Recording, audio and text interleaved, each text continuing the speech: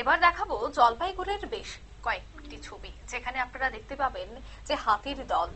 আপনারা দেখতে পাচ্ছেন সেই ছবি, হাতির দল এবার রাতের আধারে নয়, দিনের আলোতেও ঘুরে বেড়াচ্ছে চা বাগান এলাকায়।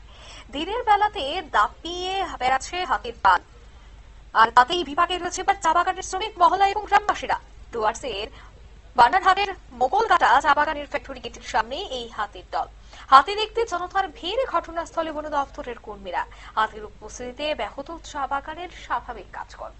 বিস্তারিত জানবো সেই বিষয়ে টেলিফোন লাইনে যুক্ত হয়ে গেছে পশ্চিমবঙ্গ থেকে প্রতিনিধি টুপাই হোড। টুপাইদা, দিনের বেলাতেই এবার দেখা যাচ্ছে হাতির দল দাপিয়ে বেড়াচ্ছে, তাতে যারা চা বাগানের শ্রমিক তারা কতটা আতঙ্কিত রয়েছে?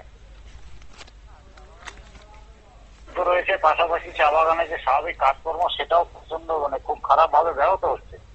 এবং সব থেকে বড় কথা যেটা আমরা জানি যে এই হাতিগুলো গতকাল রাতে গ্রেজিং তাদের খাদ্যের সন্ধানে অন্য এলাকায় ছিল। ভোর রাতের থেকে তারা তাদের এলাকা পরিবর্তন করতে থাকে এবং এই মোগলকাটা চা বাগানের যে ফ্যাক্টরি এলাকা, কারখানা যেটা, সেখানটায় এসে তারা জমায়েত হয়ে যায় এবং এখন অব্দি সেখানে বন দপ্তর তাদের উপরে নজর রাখছে।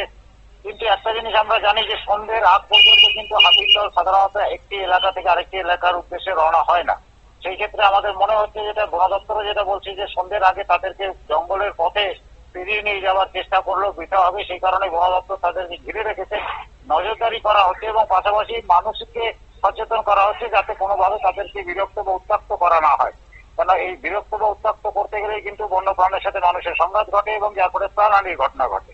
সব মিলিয়ে মুহূর্তে মোগলকাটা চা বাগানে স্বাভাবিক কাজকর্ম ব্যাহত হয়েছে, শ্রমিক মহলে আতঙ্ক রয়েছে। যদিও বন দপ্তরের পক্ষ থেকে জানানো হচ্ছে যে সন্ধ্যে নামলে পরে হাতিগুলোকে নির্দিষ্ট বনাঞ্চলের দিকে ফিরিয়ে নিয়ে যাওয়ার চেষ্টা করার সুযোগ হবে। ধন্যবাদ। অর্থাৎ সন্ধ্যার দিকে সেই হাতিগুলিকে সরিয়ে নিয়ে যাওয়ার চেষ্টা চালানো হবে। তবে জলপাইগুড়ির মঙ্গলকাটা চা বাগানের যারা ফ্যাক্টরির মালিক রয়েছেন বা যারা চা বাগানের কর্মীরা রয়েছেন, তারা কিন্তু প্রতিনিয়তই আতঙ্কের শিকার।